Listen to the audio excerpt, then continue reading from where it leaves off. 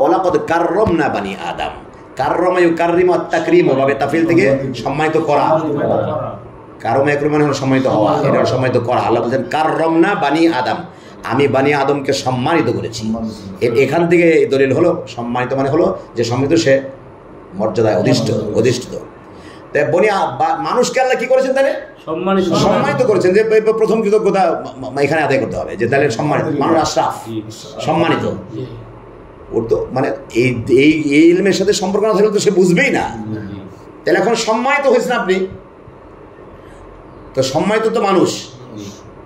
এখন সম্মানিত কারা হবে? যারা মহান আল্লাহকে জানবে এবং চিনবে, কৃতজ্ঞতা প্রকাশ করবে, তাই না সম্মানিত হবে। এখন যদি বলে যে আমি কিছু পাইনি, আল্লাহ আমার কিছু দেয় নাই, তাই আল্লাহ এখন আল্লাহ দেখেন কি কি তারে দিছে।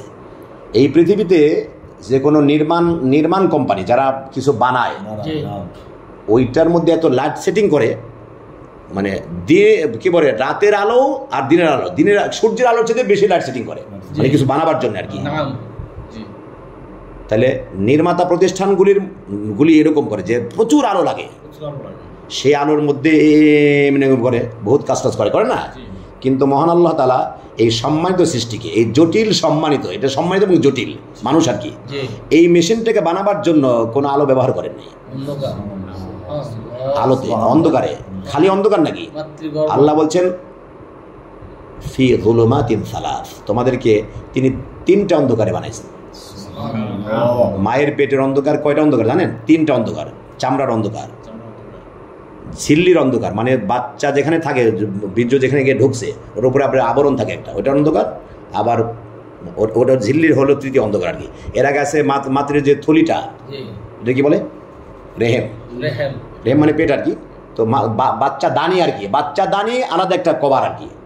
ওটার মধ্যে আবার যে ঝিল্লি আছে, এই কভারের মধ্যে আবার ওই যে পাতলা আবরণ আছে আর কি, বিজল যেটাকে বলা হয়, ওই বিজলের অন্ধকার।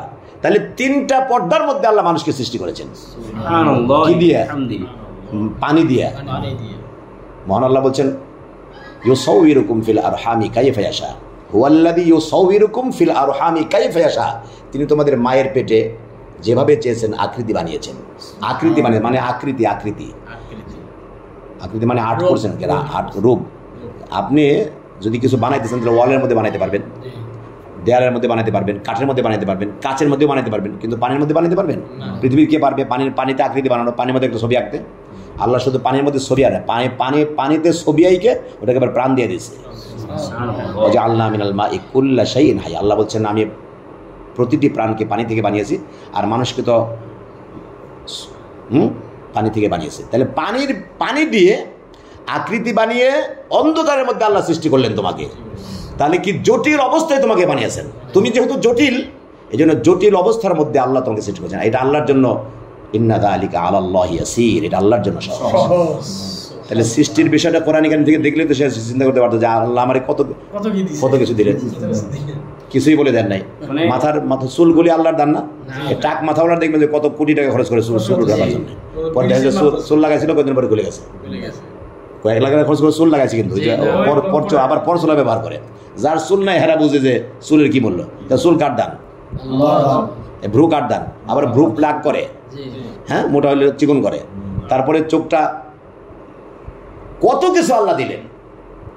হ্যাঁ চোখ দুইটা না থাকতো, দুইটা যদি না থাকতো হেবেটা কিন্তু কইতো যে তাইলে যদি চোখ অন্ধ হইতো তাইলে এই কথা বলতে সাহস পাইতো না যে আল্লাহ আমার দেয় না। তখন এই নাক তো আছে, আমার কান তো আছে, খালি চোখই সে নাই। একজন কইতেছে যে আলহামদুলিল্লাহ, এক অন্ধ কয়, কি কয়? চোখ নাই। একজন যে তুমি আলহামদুলিল্লাহ কো কেন, তোমার তো চোখই নাই। কয় যে মহান ওই আল্লাহর প্রশংসা করি যিনি আমায় করেছেন অন্ধ, তাই তো আমি দেখি না সমাজের ময়লা দুর্গন্ধ। কি চরম কীর্তন করতেছে। আরে কয় যে আমি আলহামদুলিল্লাহ বলছি, চোখ নাই, এই জন্য তো আলহামদুলিল্লাহ করতেছি। কেন? আল্লাহ যে আমার চোখ দেয় না, এই জন্য আল্লাহর ধন্যবাদ জানাইতেছি। চোখ দিলে তো আমি চোখের গোনা দিয়ে জাহান্নামে চলে যেতাম। আর আমার আল্লাহ আমার দয়া করেছেন চোখ না দিয়া। চোখওয়ালা মানুষ কিন্তু বেশি জাহান্নামে যাবে। বোঝেন নাই এখনো? চোখ দিয়ে তো সিনেমা দেখে, চোখ দিয়ে তো বেগানা নারী দেখে, চোখ দিয়ে তো দেখে দেখে দুর্নীতি করে।